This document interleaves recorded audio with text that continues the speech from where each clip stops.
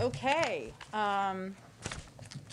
Today joining us needs hardly an introduction, our National Security Advisor, Jake Sullivan, who will be previewing the President's trip, second foreign trip, later this week. And he'll take some questions afterwards, and then I will do a full briefing, or as long as you guys would like to do a briefing after that. With that, I'll turn it over to Jake.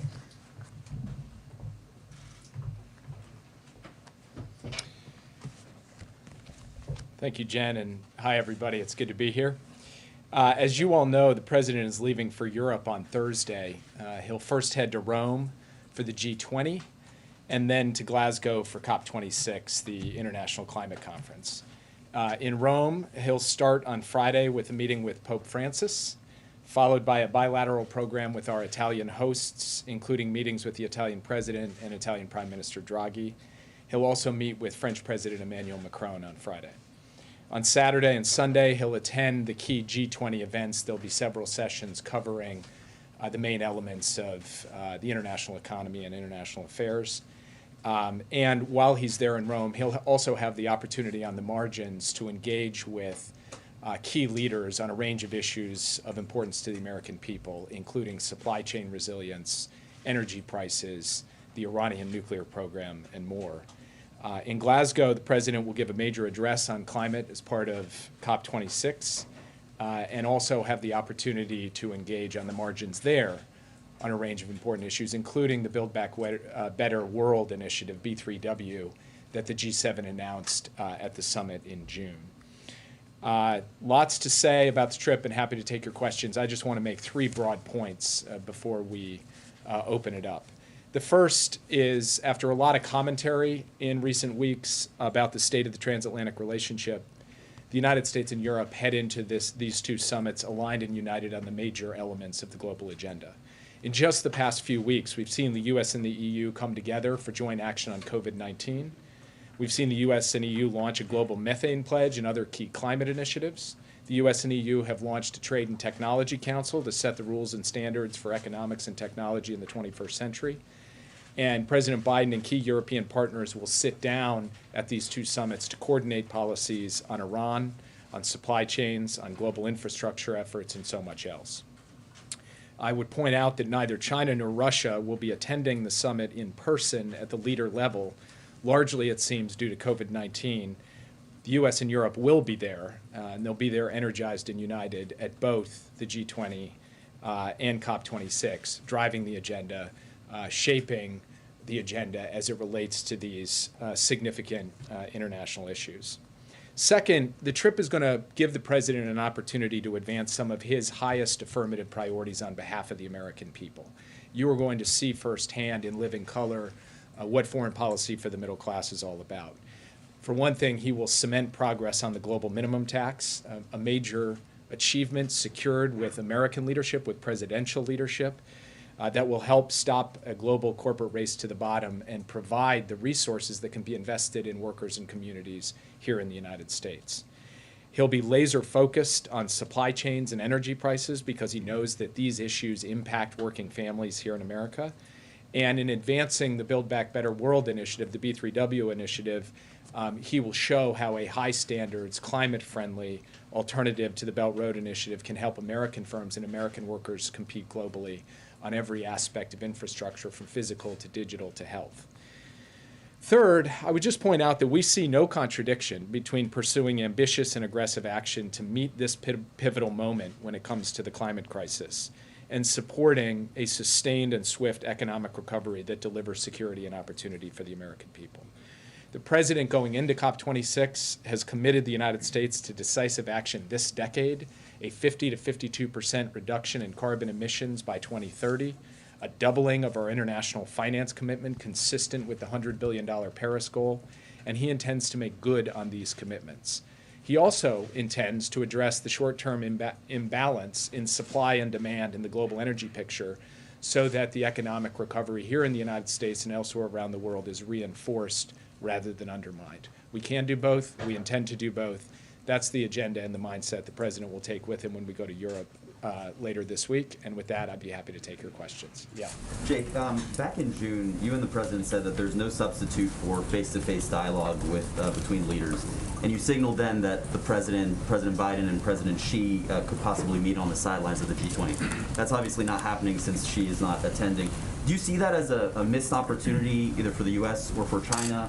And how do you expect to make progress in the U.S.-China relationship if you can't even get these two leaders in a room together? And then secondly, the president suggested last week that one of the reasons OPEC isn't doing more to ramp up supply is because he has refused thus far to speak with the Crown Prince, Mohammed bin Salman.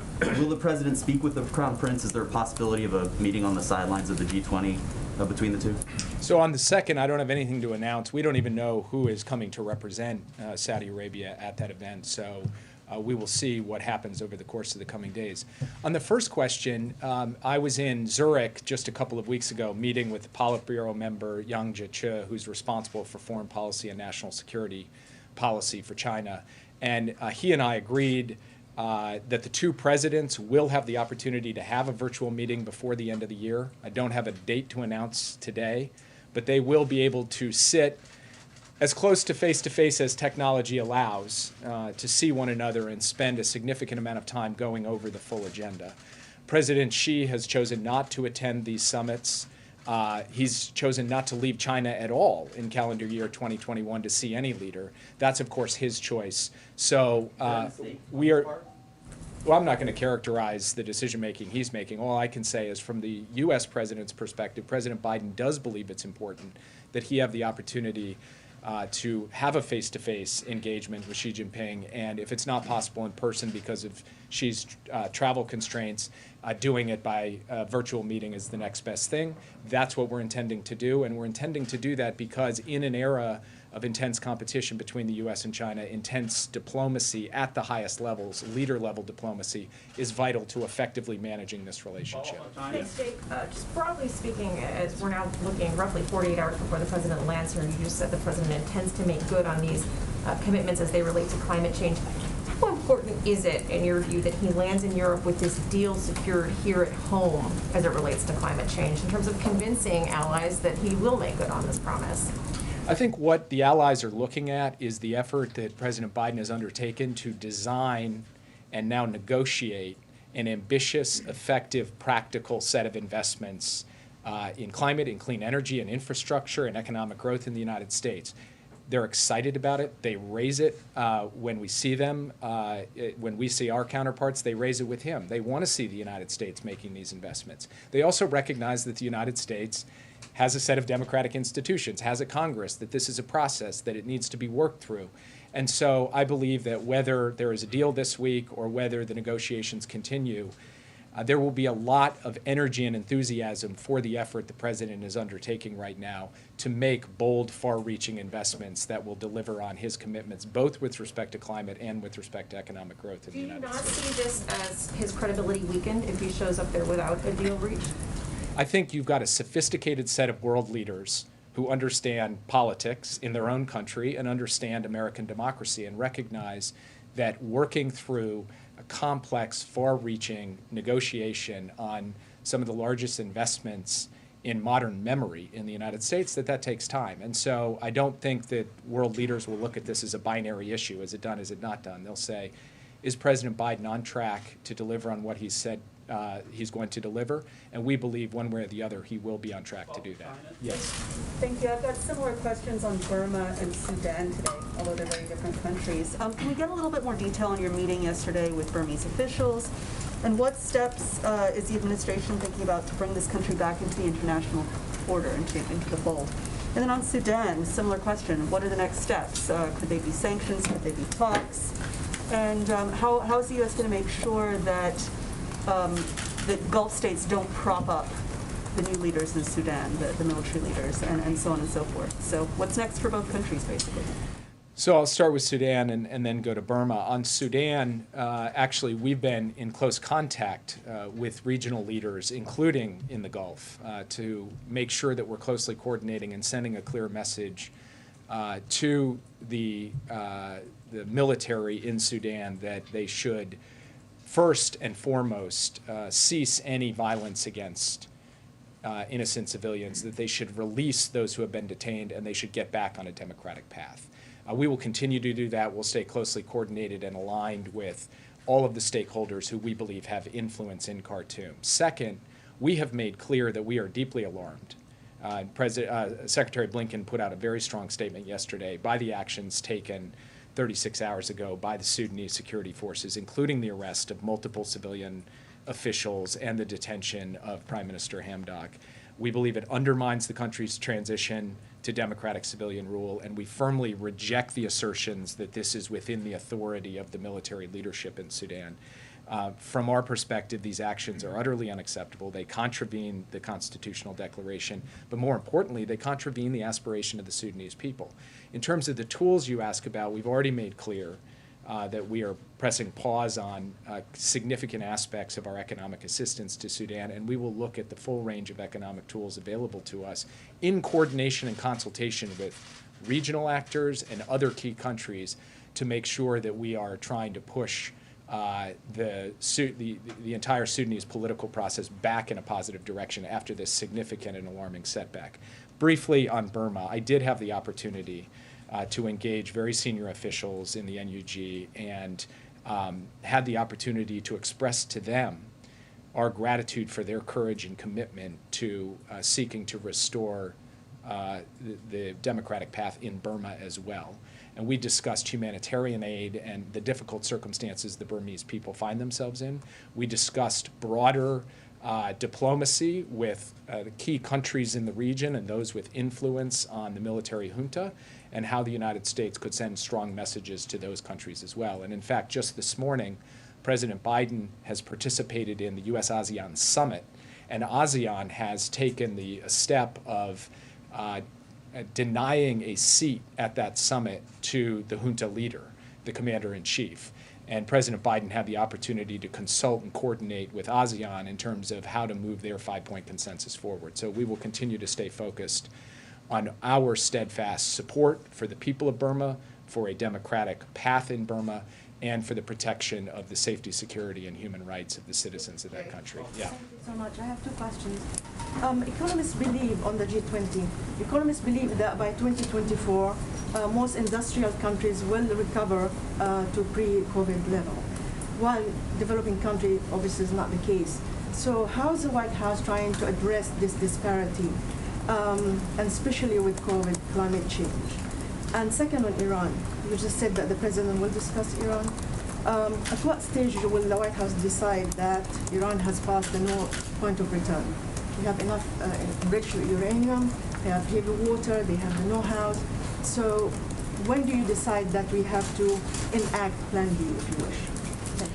So on the second, I'm not fixing a date on that. Obviously, we closely monitor the progress in Iran's nuclear program. We are alarmed and concerned by the steps that they have taken since they left the Joint Comprehensive Plan of Action. Within the Joint Comprehensive Plan of Action, there were constraints on that program that were significant and substantial. We had a lid on that program. Now we do not, because we don't have that deal. So our first and highest priority is to get back to the table and get back to a deal that does, in fact, place a lid on Iran's nuclear program. In terms of emerging economies around the world, I would just highlight three things that will be on the agenda over the course of the next 6 days. The first is the capacity to recycle special drawing rights from the International Monetary Fund to help emerging economies be able to deal with the immense fiscal burden that COVID-19 has inflicted on them. And we're looking forward to having a strong and ambitious statement on that. The second is debt relief, forms of debt relief that we want all of the G20 countries to sign on to together, and the United States will be pressing for that in Rome at the leaders' level. And then third and finally, when it comes to climate, on both the adaptation and the transition and mitigation side, President Biden stood up at the UN General Assembly and said, we are going to double our commitment to international climate finance to help less developed countries be able to make this transition effectively. We think that is an effective and very affirmative way for us to contribute to the problem that you're talking about. Yeah. Just to follow up on Iran, you've been very patient. The talks have ceased. How long is this window going to be open in terms of diplomacy, and what's the second the second strategy if that doesn't work? So I'm not going to negotiate from the podium, but I will say that part of the reason the president wants to have the chance to coordinate closely with our European partners, particularly with the E3, who are part of the talks, is for us to have a united front after the 4 years of division on the Iran policy in the last administration.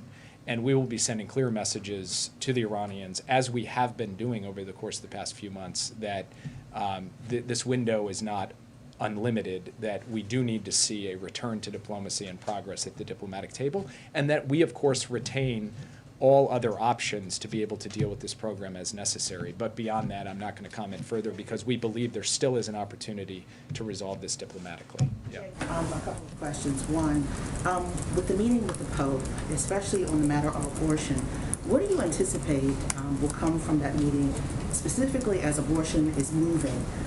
It's changing here in the United States with the pending court case happening on December 1 in the Supreme Court and other states creating very restrictive abortion laws. The other issue, Haiti is now more of a world issue than ever before. Will that be part of the agenda? And also supply chain.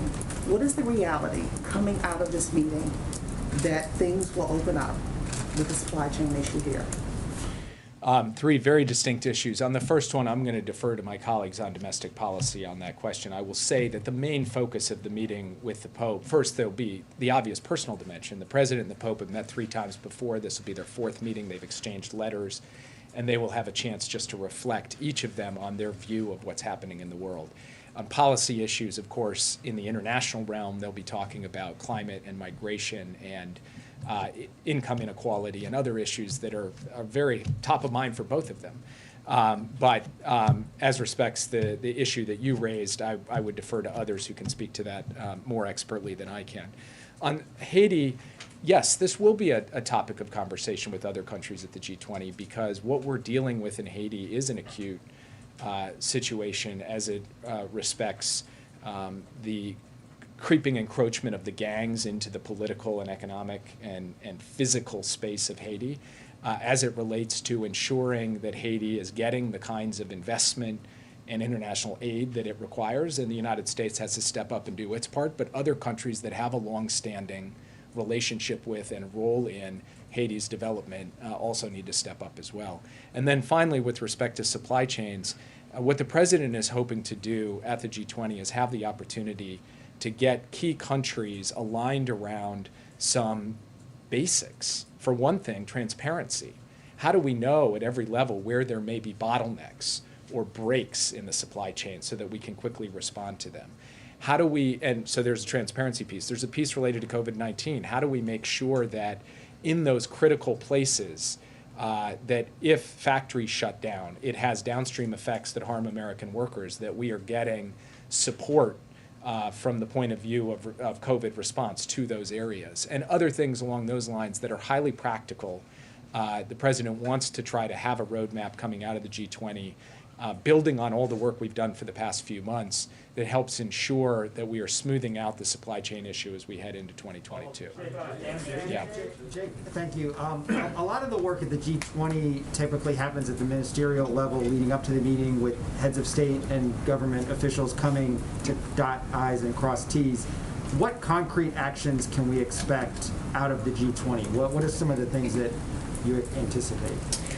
Well, let me just identify a couple of categories because I don't want to get ahead of myself in terms of coming to agreement on things. So first, we do need the G20 to ultimately, as I said at the top, cement progress at the end of the day and have leaders fully put their blessing on the global minimum tax issue. That will be the ultimate statement by the premier coordinating body of key countries around what is one of the most significant economic milestones we've seen in the international economic space in several years. Second, there will be climate-related issues related to financing questions that we need to get G20 alignment around. And there are still, as we put it in the parlance of negotiators, brackets around the text of some of the issues on climate.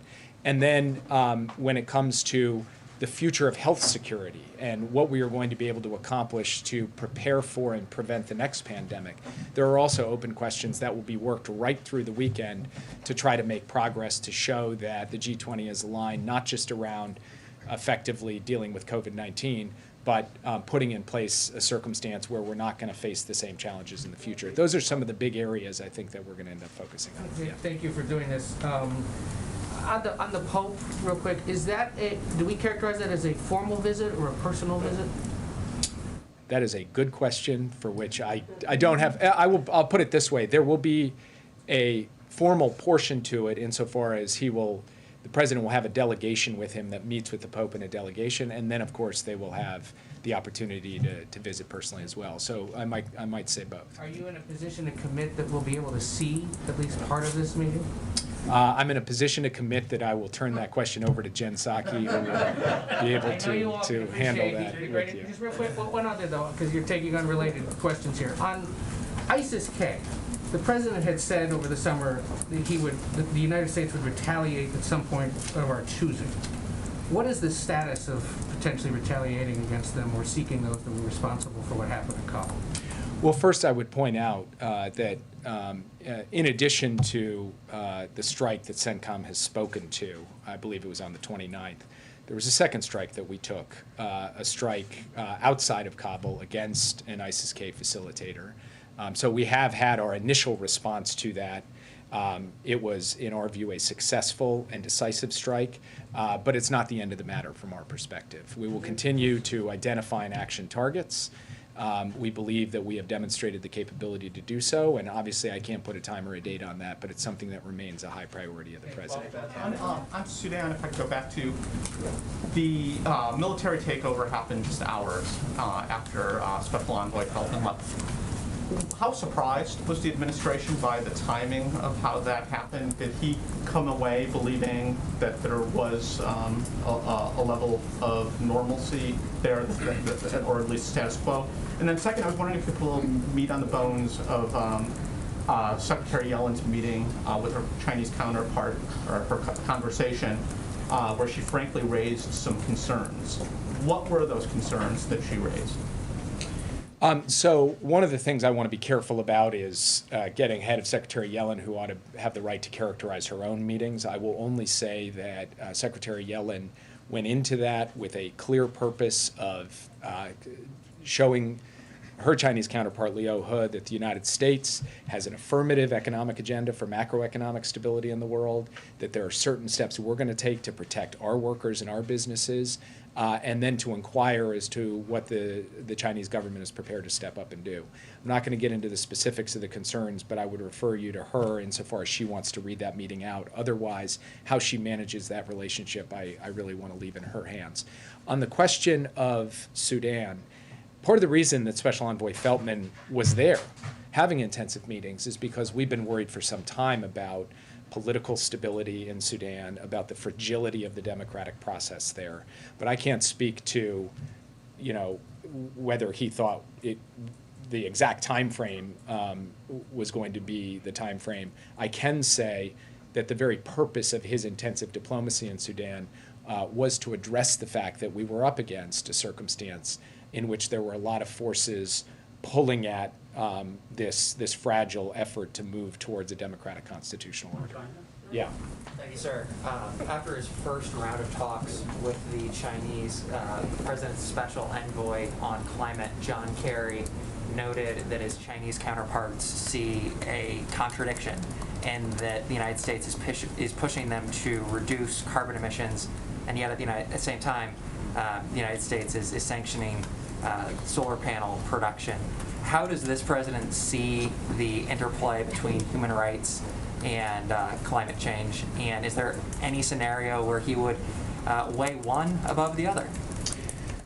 The president fundamentally believes that we can both take a strong stand against forced labor, against slave labor, anywhere it occurs, including in Xinjiang, and at the same time cultivate and develop a robust, resilient, and effective solar supply chain. There is no reason that the United States or any other country should be forced to choose between these two issues. There's nothing structural, when you think about the fundamentals about why that should be the case. And so the president is determined to produce an outcome in which we can both get the solar deployment we need and we can stand up unapologetically and unequivocally for our values. Yeah, on China. Thank you very much. Sure, go ahead. Real quick, different subject. China. It's reported today that there are some 500,000 fewer people going to enroll in college in the fall.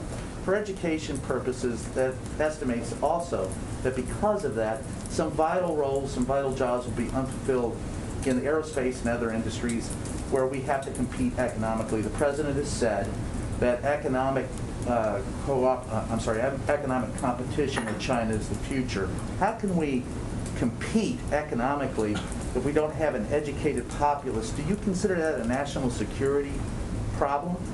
I do consider it a national security problem. In fact, it's Dr. Biden who has repeatedly said, and the president frequently quotes her, that any country that out-educates the United States will outcompete the United States, and that is a fundamental national security issue. Korean Peninsula issues. A week ago, Special Representative Song Kim said he's hoping to continue to talk about the declaration to end the Korean War. And I'd like to ask you how seriously White House take that into consideration when it comes to the policy towards North Korea, and if you think it can be a catalyst to start the conversation with North Korea. I do not want to go too far publicly in terms of our intensive discussions with the Republic of Korea government. I will only say that Special Envoy Sung Kim's recent discussions have been very productive, constructive, and we may have somewhat different perspectives on the precise sequence or timing or conditions for different steps, but we are fundamentally aligned on the core strategic initiative here and on the belief that only through diplomacy are we going to really truly be able to effectively make progress, and that diplomacy has to be effectively paired with deterrence. So on the specific issue you raised, I don't want to get into it publicly. I will only say we're going to continue the intensive conversations. On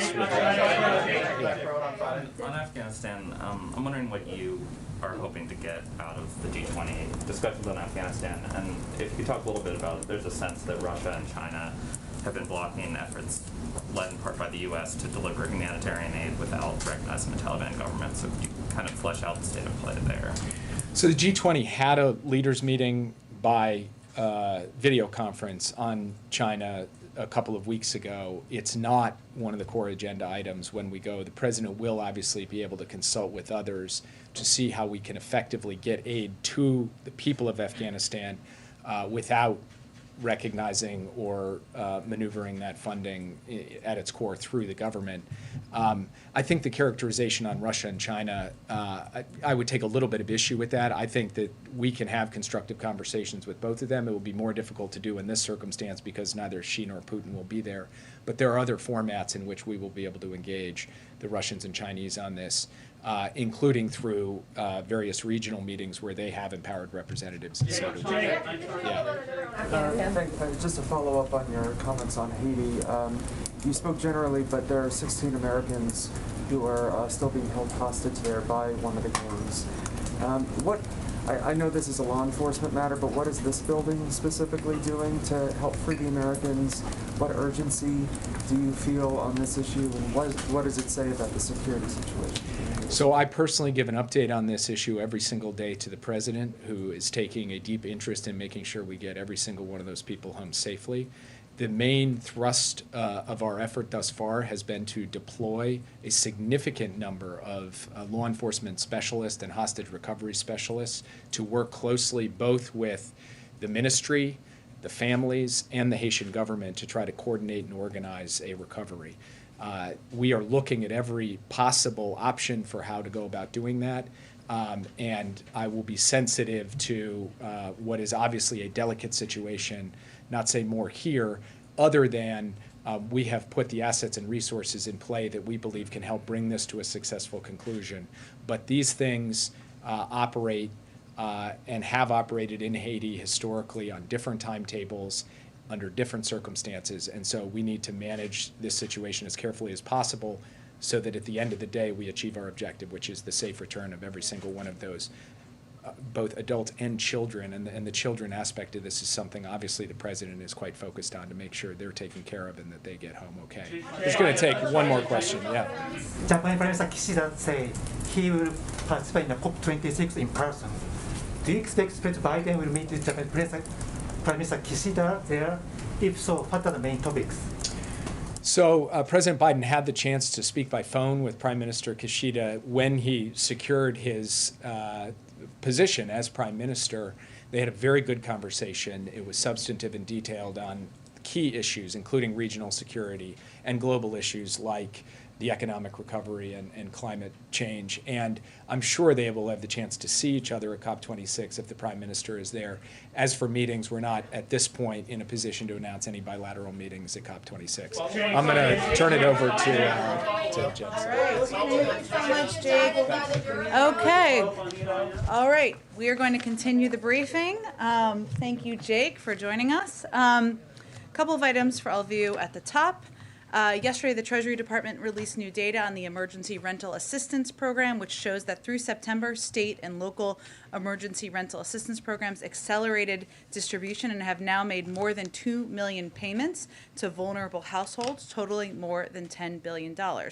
In September, which marked the first month since the Supreme Court overturned the CDC's national eviction moratorium, state and local governments distributed nearly $2.8 billion to over 510 households across the country. Those are people who could stay in their homes as a result of these programs and the way that it's being implemented by state and local officials. $5.3 billion in assistance was distributed in August and September alone, more than all previous months combined. Many renters, of course, remain at risk, but data from Princeton University's eviction lab suggests that so far there has been no national spike in evictions following the federal moratorium coming down, with eviction filings remaining below historical averages. This is really a credit to this funding and the state and local implementation of this, that, as we've said from the beginning, was a way to basically implement a moratorium at a state-to-state level. We, of course, remain vigilant and focused on our all-of-government approach to keeping people safe and housed during the pandemic through interventions including the Emergency Rental Assistance Program, court-based eviction diversion efforts, and encouraging local eviction moratoria and protections. Also wanted to note as an update, and this didn't come up, but I thought we might have, but an update on our global vaccination efforts. As you know, every day we continue exploring and pulling every unique lever we can to get vaccinations out to the world, both in the near and long terms. It's not just sharing doses that all countries more doses than all countries combined, and committing to donate over 1.1 billion doses, but also supporting an IP waiver at the WTO and calling on every country to do more. We know there's immediate urgency for so many countries, which is what is exciting about today's announcement of a U.S. brokered deal between the African Union and Moderna to get doses to the continent with much needed urgency.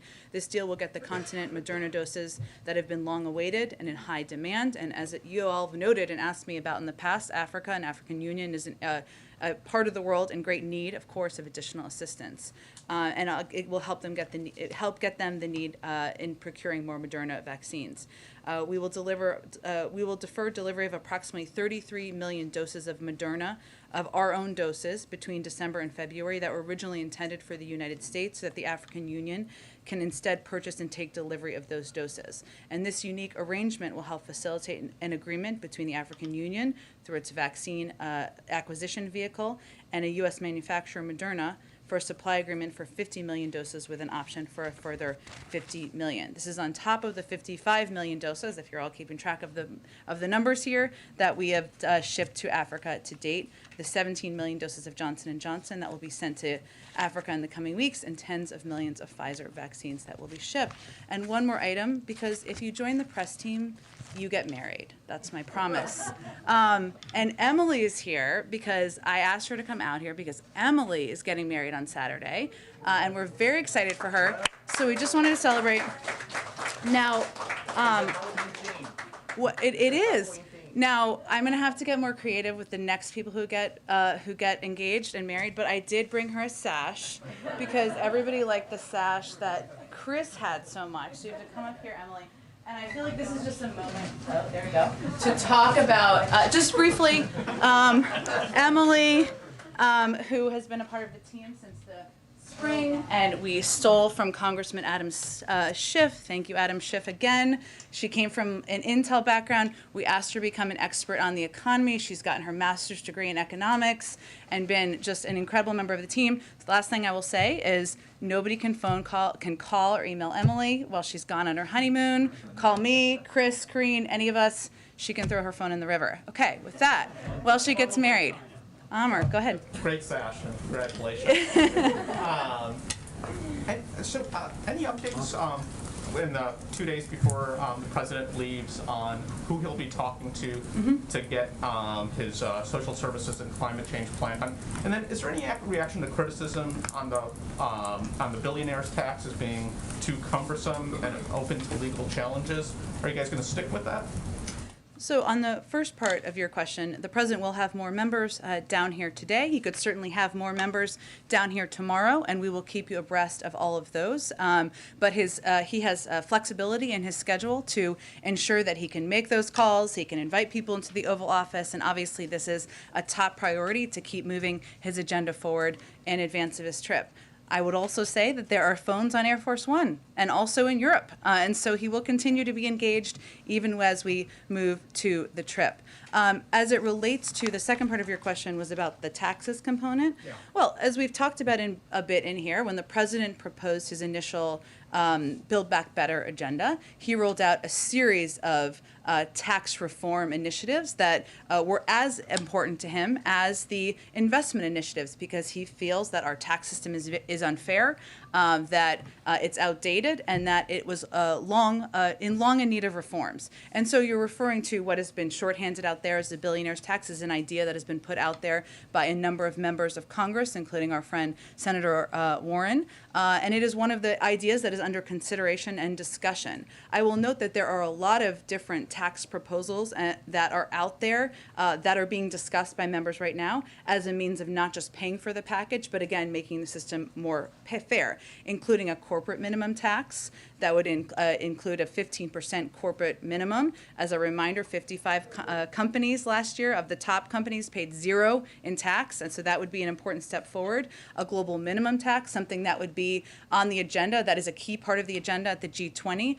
We're working to get 135 or more than that countries to agree to that. That will disincentivize companies from moving jobs overseas. And enforcement, IRS enforcement, something that Treasury secretaries, Democratic and Republican Treasury secretaries, have said could be an enormous revenue raiser and something that was long overdue. So it is one of the tax proposals out there that is being discussed as we get to this stage of the negotiations. And then if I could just follow quickly, the question was asked of Jake on going overseas and pushing on climate and pushing on some of these other things when you're having trouble getting it done at home. Jake made the point that these politicians are sophisticated and understand domestic politics is complicated. But how is the president going to go about talking about this? It's going to definitely loom large if there isn't a deal by the time he gets on that plane on Thursday.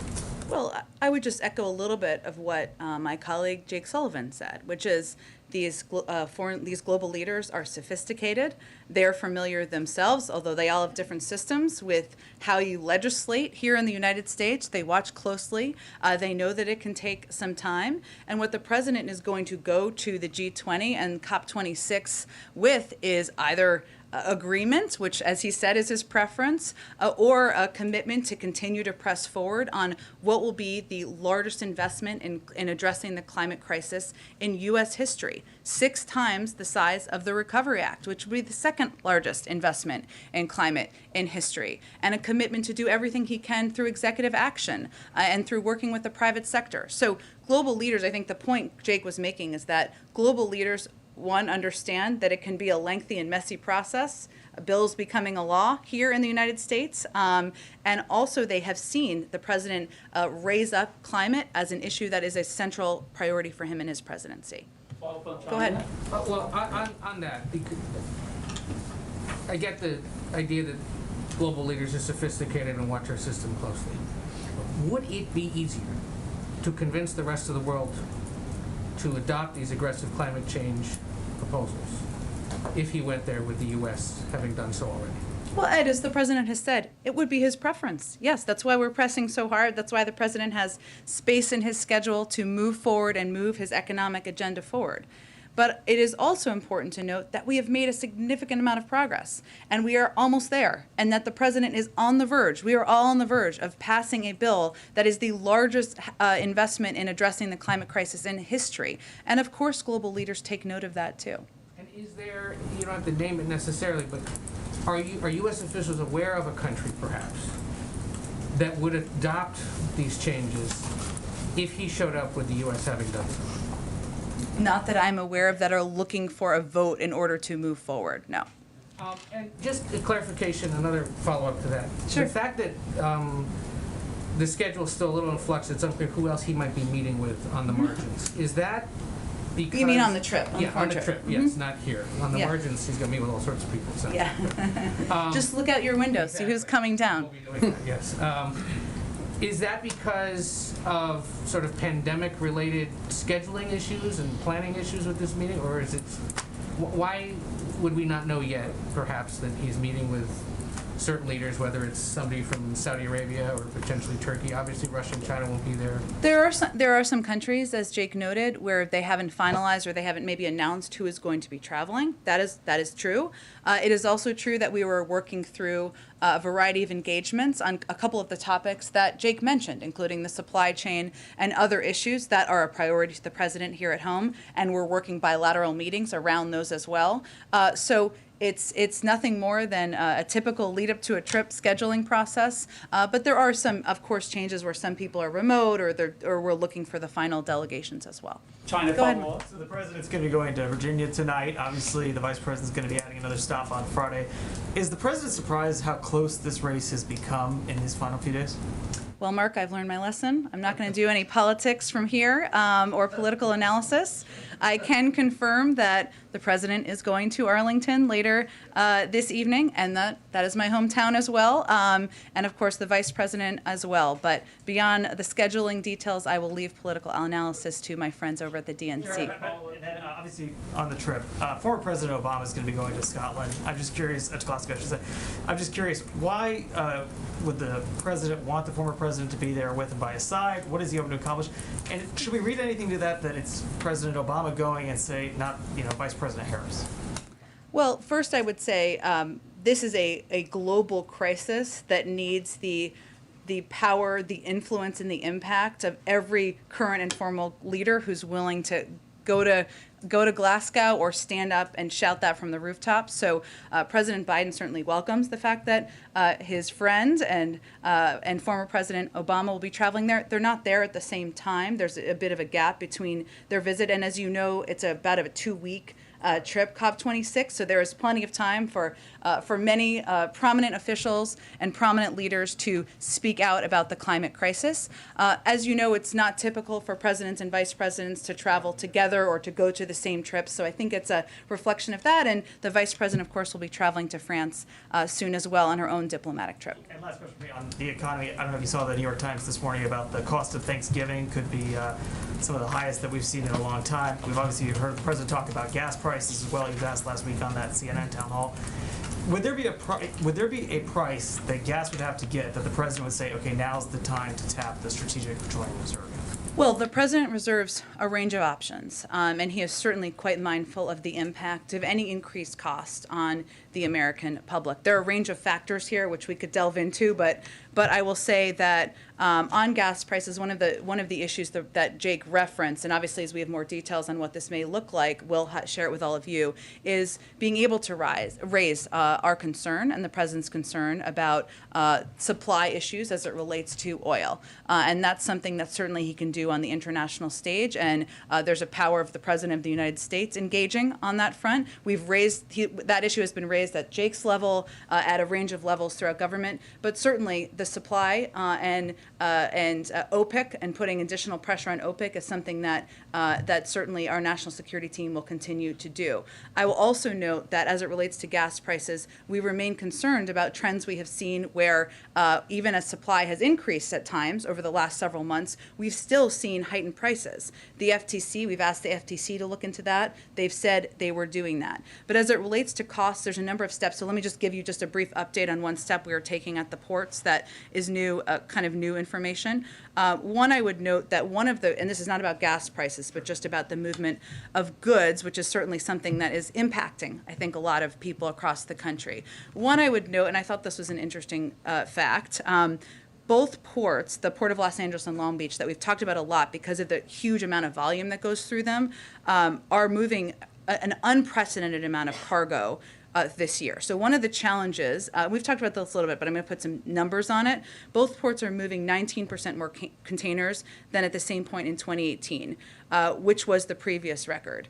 And the ports remain on target to outpace the previous record of 17.5 million containers processed in 2018. That's because of a range of factors. People are buying more things online. People are in a better, not everyone, but a lot of people, data-wise, across the American public, are in a better financial situation than they were a year ago, so they're purchasing more goods. And what we're seeing right now are terminals are filled with containers that have been sitting around for days without getting picked up, and that holding goods in these containers, and that is obviously a challenge. So yesterday, I just wanted to note that the ports announced they will address this problem and no longer let carriers use the ports as warehouse space, and this will hopefully help move things a little bit more quickly. And starting on November 1st, for the first time, the ports will charge carriers $100 per container scheduled to be moved by truck that has sat on that port for 9 days and more, and $100 per container scheduled to be moved by rail that has dwelled 3 days or more. The charge will increase $100 per container per day. So I'm using that example just because we are continuing to press on ways to address issues in the supply chain, which some are at ports, some are at rails, some are at limited and drivers, et cetera. Go ahead. If I can ask you about the agenda as it relates to Build Back Better Yeah. right now, there's new haggling among Democrats, certainly among moderates, as it relates to paid family leave right now. Can the president support any reconciliation bill that includes no paid family leave? Well, as you know, the president proposed 12 weeks of paid family and medical leave because he thinks it is long outdated, that this is something that is should be a reality for parents, mothers, people who have need either for child care or elder care across the country. That's what he proposed. He also was elected. The reason that he won the Democratic nomination was in part because he ran on a commitment of seeking compromise in order to deliver historic change. That's exactly what he's working to do, and that's what we're seeing play out right now. We know, and I've said this before, it's not going to be everything that he wants in this package. There isn't a final conclusion about what the key components are. We're going to continue to fight for paid family leave to be in the package. So would he accept, so to be clear though, I know what he proposed, would he accept a package that included no family leave?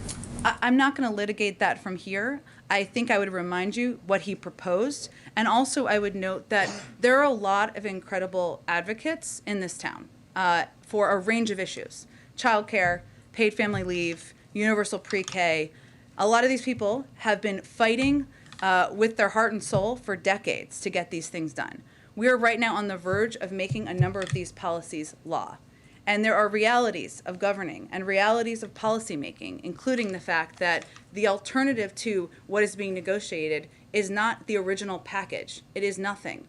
So what we're really facing right now is a question of whether people are going to support the largest investment in climate and clean energy.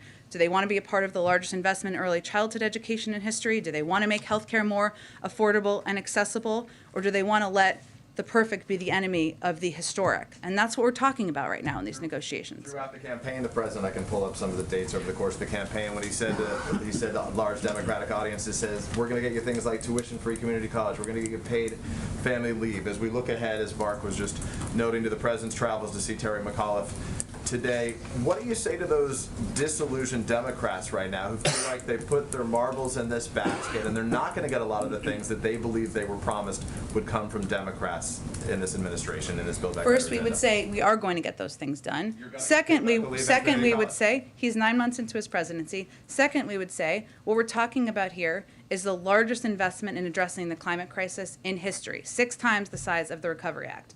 We're talking about the largest investment in childcare and early child education, something where we're putting in place a structure that can be built on, just like the Social Security Act, the Affordable Care Act. We're talking about expanding access to health care. These are all components of what the president ran on and what he promised, and they all would have a huge impact on people's lives across the country. So do you want to be a part of that, or do you want to be a part of nothing? Because those are the alternatives. And if you don't get that, who should these disillusioned Democrats hold accountable? Well, look, Peter, I think what we're talking about here is the realities of governing, negotiating, having 50 members of the Senate, not 60 members of the Senate who are Democrats, and the fact that we are still on track to get a historic package through Congress without precedent in history. And that's something that Democrats have a right and should be very excited about. Go ahead. Hey, Jen. You said this morning that the president had a little extra pep in his step after that meeting. Were you up very early this morning? No, I watched it after. Okay.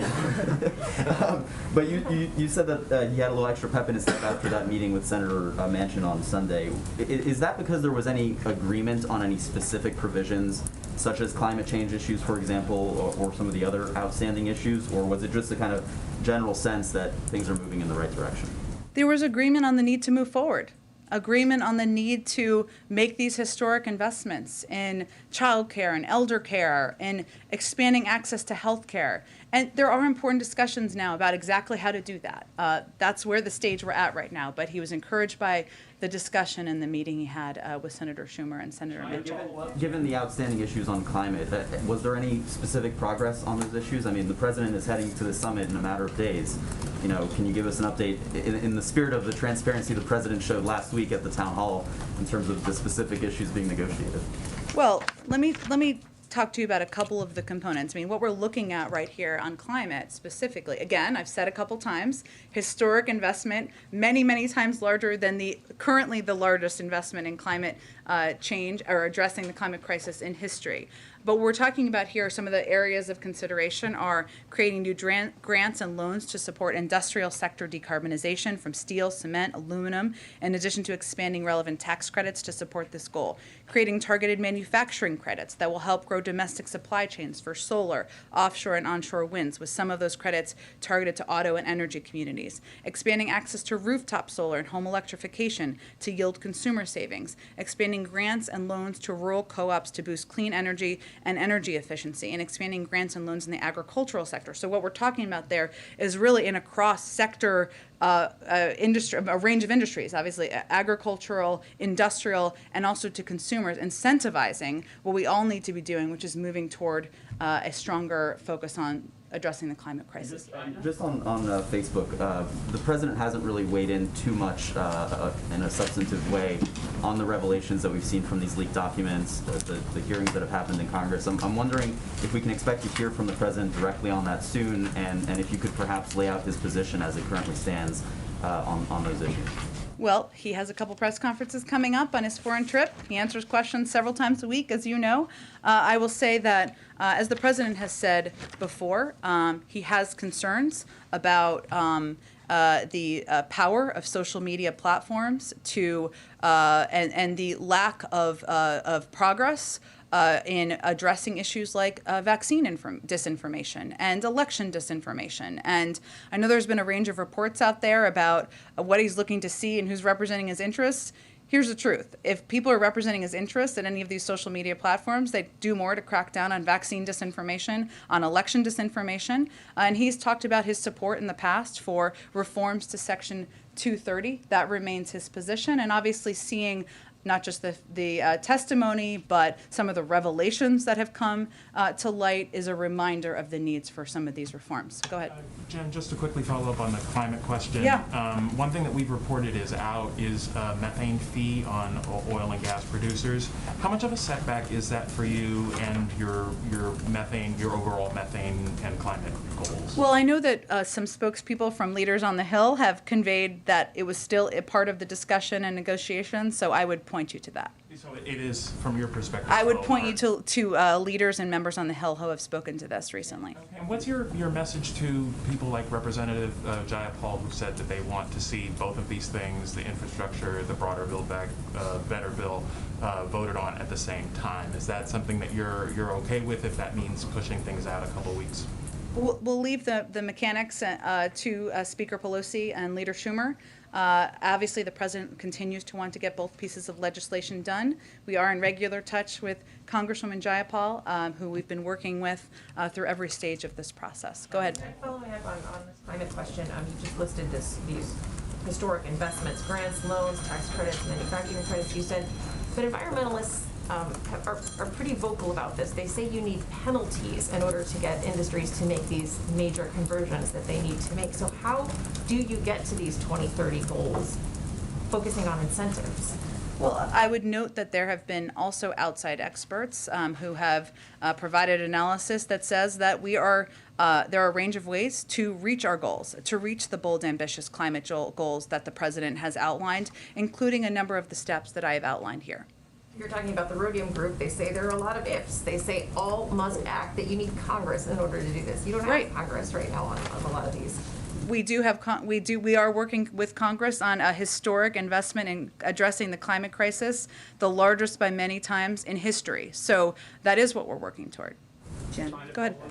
I was wondering if you could walk us through what happened with Turkey over the last couple of days. There was this threat to expel our ambassador. Then we issued the statement confirming our compliance with the Vienna Convention. And so I'm wondering, should that statement be read as us in any way retreating from the letter that we put out that sort of kickstarted this whole thing, that said that the continued detention of that philanthropist there was a shadow over, respect for democracy and rule of law? It should not be seen through that light in any way. Obviously, we continue to speak out about the detainment of activists, of journalists, of individuals around the world, including in Turkey. And we also raise issues privately and publicly where we have concerns, as we have in this case. Turkey remains a NATO ally, a country that we will continue to work with on a range of joint shared interests moving forward. A number of issues, but also on defense contracts with Turkey. Is there any plan for the president to meet with President Erdogan at these upcoming summits? We have space, as I think Ed noted, in the schedule, which we're working to finalize for additional bilateral meetings. As you know, he met with his Turkish counterpart when he was in June on his first foreign trip. But I don't have anything to predict quite yet, and hopefully, with each day that follows, we'll have more. For those of you who are on the plane, we're going to do another gaggle with Jake on the plane on the way there. Go ahead. Thank you so much. I'm wondering what more you can tell us about the president's visit with the Pope. And Jake had deferred to you on Ed's question about press access. So can you guarantee press access for that meeting with the Pope? What I can assure you of is that we are working through every lever we have to advocate for access for the press pool and for press when the president visits the Vatican. We believe in the value of the free press. We believe in the value of ensuring you have access to the president's trips and his visits overseas. So I don't have an update for you. We are going on a visit. It is not a host here, so I can't offer you a guarantee, but I can guarantee you we will continue to advocate. And one more on Saudi Arabia as well. Yeah. This weekend, 60 Minutes interviewed exiled Saudi ex-intelligence official Dr. Saad al-Jabri. Former acting CIA Director Michael Morrell has said that the information relayed by Dr. Saad has saved American lives. So first, what does the U.S. and the intelligence community owe Dr. Saad for the lives he has helped to save? And his children are being currently imprisoned in Saudi Arabia. So what is the U.S. doing to secure their release? Well, I did see the story. I don't have anything additional in terms of intelligence assessments. I can check with our State Department team and see if there's additional updates I can provide to all of you. Thank you all so much. Have a great day. Thanks, everyone.